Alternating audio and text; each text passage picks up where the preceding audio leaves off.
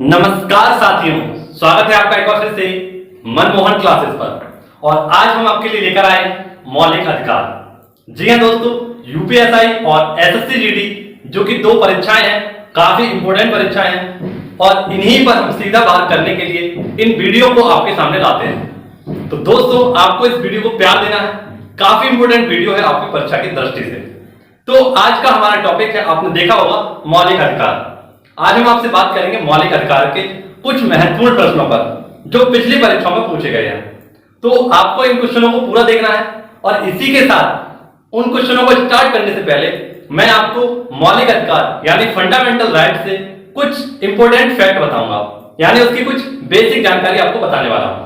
तो आपको इस वीडियो को अंत तक देखना है और सबसे पहले आपको इस बेसिक जानकारी को समझना काफी इंपॉर्टेंट है। इसी के बाद आप अपने सभी क्वेश्चनों को टिक कर सकते हैं। तो दोस्तों, आपको सबसे पहले इस बेसिक जानकारी या इसकी कुछ इंपॉर्टेंट जानकारियों को आपको समझना है। तो आज का हमारा टॉपिक है क्या? मौलिक अधिकार। ठीक है दोस्तों, अगर हम बात करें मौलिक अधिकारों की, मौलिक अधिकार यह है भारतीय संविधान के भाग 3 में स्थित है। किसमें? तो भाग 3 में। अब आपके मन में ख्याल आ रहा होगा कि यह आर्टिकल 12 से 35 तक, कहां से? तो 12 से 35 तक भारतीय संविधान में स्थित है। कहां पर? तो भाग 3 में आर्टिकल 12 से 35 तक हमारे मौलिक अधिकार है। दोस्तों, इन्हीं को हम किस नाम से भी जानते हैं? तो फंडामेंटल राइट्स के नाम से भी हम मौलिक अधिकारों को जानते हैं। ठीक है दोस्तों, आपसे क्वेश्चन पूछा जाएगा कि भारतीय संविधान में मौलिक अधिकार किस भाग में है?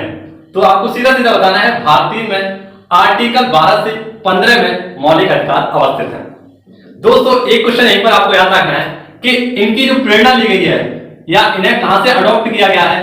तो इन्हें अमेरिका के संविधान से अडॉप्ट किया गया है। ठीक है दोस्तों, कहां से? अमेरिका के संविधान यानी यूएसए से इसे लिया गया है। दोस्तों, यदि बात करें कि सबसे पहले अपने नागरिकों को मौलिक अधिकार देने वाला देश कौन सा था? तो वह था ब्रिटेन। कौन था दोस्तों? ब्रिटेन। और ब्रिटेन के संविधान में, या यूं कहें ब्रिटेन के लोगों को इनके जो मौलिक अधिकार हैं उसको किस नाम से जाना जाता है? तो मैग्ना कार्टा। किस नाम से जाना जाता है? Magna carta.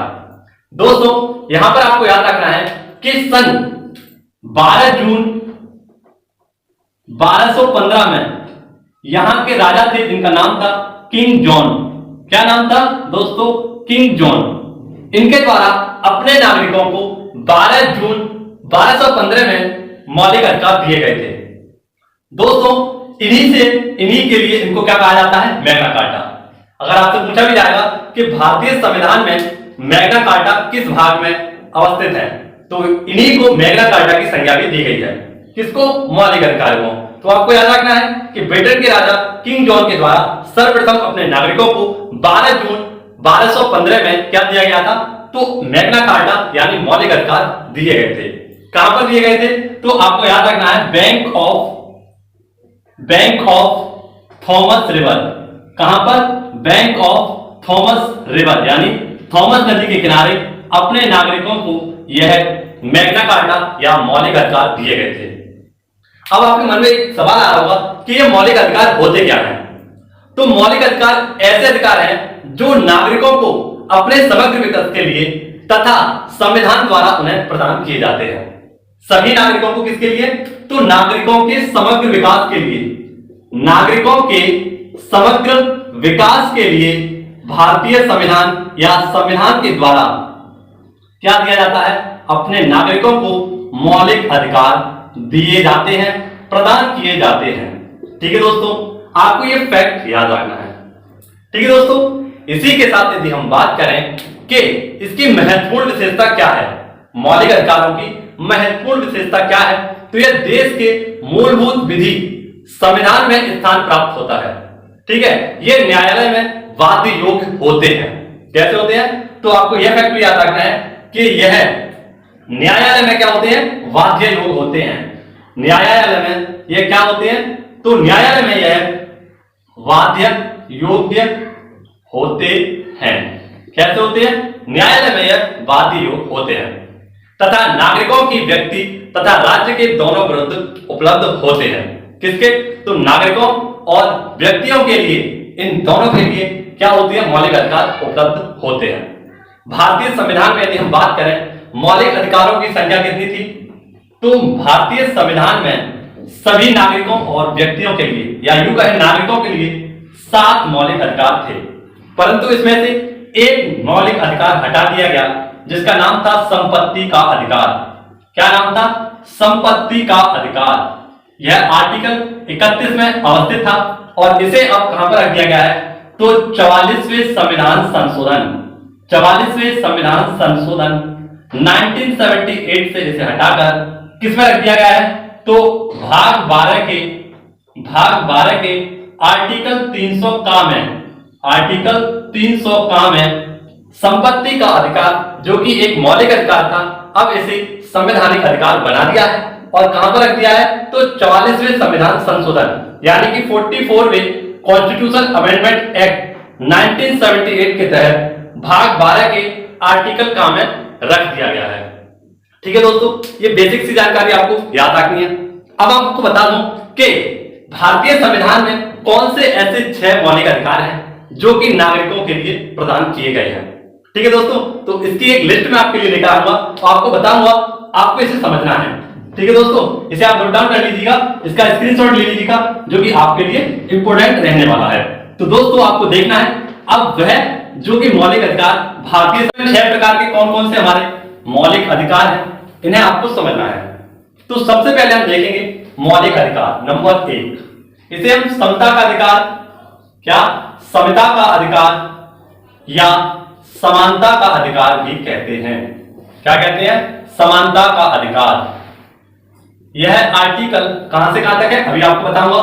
नंबर 2 पर आपको याद रखना है स्वतंत्रता का अधिकार। किसका? स्वतंत्रता का अधिकार, राइट टू फ्रीडम। ठीक है दोस्तों, इसी के साथ आपको याद रखना है शोषण के विरुद्ध अधिकार, शोषण के विरुद्ध अधिकार, शोषण के विरुद्ध अधिकार।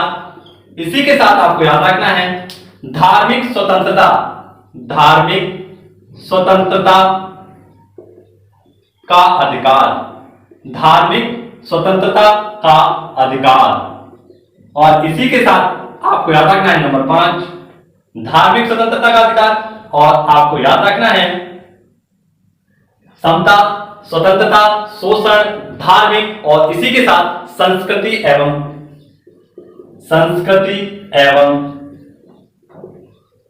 शैक्षणिक अधिकार, शैक्षणिक अधिकार, शैक्षणिक अधिकार। और नंबर 6 है हमारा संवैधानिक उपचार, संवैधानिक उपचार। ठीक है दोस्तों, यह हमारे 6 मौलिक अधिकार है। अगर हम बात करें कि समता का अधिकार, यह आर्टिकल 14 से 18। अगर हम बात करें स्वतंत्रता का अधिकार तो 19 से 22। वहीं पर अगर हम बात करें शोषण के विरुद्ध अधिकार तो यह आर्टिकल कहां से कहां तक है? तो आर्टिकल 23 और 24 में अवस्थित है हमारा शोषण के विरुद्ध अधिकार। वहीं पर आपको याद रखना है धार्मिक स्वतंत्रता का अधिकार, तो आर्टिकल 25 से यह आर्टिकल 28 तक अवस्थित है।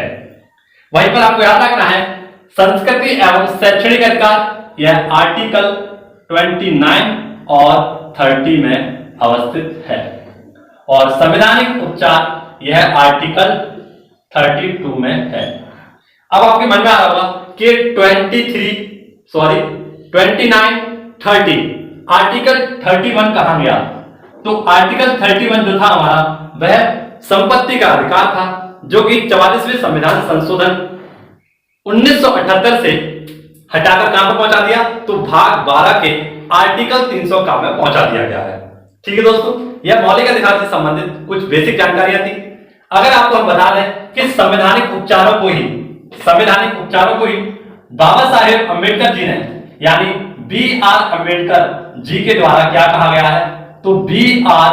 अम्बेडकर जी के द्वारा इसे संविधान की आत्मा की संज्ञा दी गई है, संविधान की आत्मा की संज्ञा दी गई है। और सुप्रीम कोर्ट के द्वारा ही आर्टिकल 32 के तहत 5 प्रकार की रिट जारी की जाती हैं। कितनी? तो 5 प्रकार की रिट जारी की जाती हैं। उनमें आपको याद रखना है कौन कौन सी रिट है। तो बंदी प्रत्यक्षीकरण, परमादेश, अतिप्रेक्षण, इसी के साथ आपको याद रखना है प्रतिषेध, और नंबर 5 है उत्प्रेक्षण। ये 5 प्रकार की रिट सुप्रीम कोर्ट के द्वारा आर्टिकल 32 के तहत निकाली जाती है। तो कुछ बेसिक सी जानकारी थी जो आपको याद रखना है। अब आपको लिए चलते हैं किसकी ओर, तो कुछ क्वेश्चनों की ओर जो आपको जानने हैं। क्वेश्चन काफी इंपोर्टेंट क्वेश्चन है, जिस प्रकार से मैंने आपको समझाया है इसी प्रकार से सभी क्वेश्चन काफी इंपोर्टेंट रहने वाले हैं। तो आइए क्वेश्चन की ओर चलते हैं और आपको सारे क्वेश्चन में आपको सॉल्व कराऊंगा। मौलिक अधिकार भाग 3 के जितने भी क्वेश्चन हैं काफी इंपोर्टेंट और हेल्पफुल है। तो आपको स्क्रीन पर दिखा होगा पहला क्वेश्चन। पहला क्वेश्चन है हमारा, आइए हम जानेंगे पहले क्वेश्चन के बारे में और देखते हैं हमारा पहला क्वेश्चन क्या है। तो पहला क्वेश्चन हमारा, भारतीय संविधान का निम्नलिखित में से कौन सा अनुच्छेद विधिक समता यानी कानून के समानता से संबंधित है? आर्टिकल 14, आर्टिकल 13, आर्टिकल 17 या आर्टिकल 26? तो जैसा कि मैंने आपको बताया कि समता का अधिकार, समता का अधिकार यह आर्टिकल किसमें है? तो समता का अधिकार मैंने आपको बताया था यह 14 से 18 के मध्य है। कहां पर है? तो भारतीय संविधान के आर्टिकल 14 से 18 के मध्य है समानता का अधिकार। ठीक है दोस्तों, इसके अंतर्गत क्या होता है? तो राज्य भारत के राज्य क्षेत्र में किसी भी व्यक्ति को विधि के समक्ष समानता का अधिकार दिलाता है। ठीक है दोस्तों, किस प्रकार की समानता? तो सभी व्यक्तियों को गिरफ्तार किया जा सकता है। इसी में एक अपवाद है राष्ट्रपति। राष्ट्रपति को क्या हो सकता है? गिरफ्तार नहीं किया जा सकता। किस आर्टिकल के तहत? तो आर्टिकल 361 के तहत राष्ट्रपति को गिरफ्तार नहीं किया जा सकता। ठीक है दोस्तों, इसका आंसर राइट हो जाएगा option A, article 14। Option A article 14 इसका राइट आंसर हो जाएगा। देखेंगे नेक्स्ट क्वेश्चन, और नेक्स्ट क्वेश्चन भी काफी इंपोर्टेंट है हमारा। आइए देख सकते हैं आप स्क्रीन पर, नेक्स्ट क्वेश्चन है और नेक्स्ट क्वेश्चन का आंसर आपको बताना है जल्दी से जल्दी। क्वेश्चन है हमारा कि कौन सा मौलिक अधिकार अल्पसंख्यकों के हित के संरक्षण की बात करता है? तो अल्पसंख्यकों के हित के संरक्षण की बात कौन सा आर्टिकल करता है या कौन सा अधिकार करता है? शिक्षा का अधिकार, शोषण के विरुद्ध अधिकार, संवैधानिक उपचारों का अधिकार या ऑप्शन डी संस्कृति और शैक्षणिक अधिकार? दोस्तों, यदि बात करें मौलिक अधिकार अल्पसंख्यकों के हित में किसका कार्य करता है? तो संस्कृति और शैक्षणिक, यानी इसका आंसर हो जाएगा ऑप्शन डी। क्या हो जाएगा? Option D. यदि हम जाने कि संस्कृति और शैक्षणिक अधिकार संविधान के किस आर्टिकल में है? तो आर्टिकल 29 और 30 में यह समाहित है। आपको बताया था अभी मैंने किस आर्टिकल में है? तो आर्टिकल 29 और 30 में यह समाहित है। आइए बढ़ते हैं नेक्स्ट क्वेश्चन की ओर, देखते हैं नेक्स्ट क्वेश्चन, क्योंकि नेक्स्ट क्वेश्चन भी आपका काफी इंपोर्टेंट है। देखिए स्क्रीन पर आप देख सकते हैं क्वेश्चन नंबर 3। मौलिक अधिकारों को लागू करने के लिए संविधान में किसे विशेष उत्तरदायित्व सौंपा गया है? तो आप देख सकते हैं क्वेश्चन काफी इंपोर्टेंट है। पूछा गया है कि मौलिक अधिकारों को लागू करने के लिए संविधान ने किसे विशेष उत्तरदायित्व दिया है? ए उच्चतम न्यायालय, बी संसद, सी राष्ट्रपति या डी राज्य विधानसभा? इसका राइट आंसर हो जाएगा ऑप्शन ए राष्ट्रपति। जी हां दोस्तों, किसे दिया गया है? तो राष्ट्रपति को यह उत्तरदायित्व दिया गया है कि वह मौलिक अधिकारों को लागू करे और संविधान के लिए उन्हें सुचारू रूप से चालू रखे। मौलिक अधिकारों को लागू करने के लिए संविधान में किसे? तो उच्च न्यायालय, माफ करना दोस्तों, उच्च न्यायालय। ऑप्शन ए हमारा उच्च न्यायालय। क्या है? हाई कोर्ट यानी सुप्रीम कोर्ट। माफ करना दोस्तों, इसका राइट आंसर होगा सुप्रीम कोर्ट। सुप्रीम कोर्ट को दिया गया है यह दायित्व। माफ करना, राष्ट्रपति नहीं, इसका राइट आंसर हो जाएगा सुप्रीम कोर्ट। दोस्तों, मौलिक अधिकार वे अधिकार है जो व्यक्तियों के जीवन के लिए मौलिक या अनिवार्य कार्य करते हैं। ठीक है दोस्तों, मौलिक या अनिवार्य कार्य करते हैं। बढ़ेंगे नेक्स्ट क्वेश्चन की ओर, जानेंगे नेक्स्ट क्वेश्चन का आंसर। क्वेश्चन है हमारा, आप देख सकते हैं स्क्रीन पर कि संवैधानिक उपचारों का अधिकार किसके तहत आता है? मौलिक अधिकार, कानूनी अधिकार, संवैधानिक अधिकार या प्राकृतिक अधिकार? तो मैं आपको बता चुका हूं कि किसके अंतर्गत आता है। दोस्तों संवैधानिक उपचार तो यह मौलिक अधिकारों के अंतर्गत आता है। इसका राइट आंसर क्या हो जाएगा? ऑप्शन ए मौलिक अधिकार। ठीक है दोस्तों, क्या हो जाएगा इसका आंसर? मौलिक अधिकार, जिसमें हम आपको बता दें कि सुप्रीम कोर्ट के द्वारा 5 प्रकार की रिट जारी की जाती हैं। कैसी 5 प्रकार की रिट सुप्रीम कोर्ट के द्वारा जारी की जाती है, और इसी को डॉक्टर B.R. अम्बेडकर जी ने क्या कहा है? तो संविधान की आत्मा की संज्ञा दी है। ठीक है दोस्तों, किसकी संज्ञा दी है? तो संविधान की आत्मा। आशा करता हूं आपको ये सारे क्वेश्चन काफी अच्छे से समझ में आ जाएंगे। अब हम देखेंगे नेक्स्ट क्वेश्चन, और नेक्स्ट क्वेश्चन का भी आंसर आपको देना होगा। क्वेश्चन है हमारा मार्च 2019 तक उपलब्ध जानकारी के अनुसार भारतीय संविधान में कितने मौलिक कर्तव्य हैं? आपसे पूछा गया है कितने मौलिक कर्तव्य हैं। तो ऑप्शन ए है 6, 7, 9, 11। तो हम बात करें, इसका राइट आंसर हो जाएगा क्या? Option D 11। भारतीय संविधान में मौलिक कर्तव्यों की संख्या कितनी है? 11। कितनी संख्या है? 11।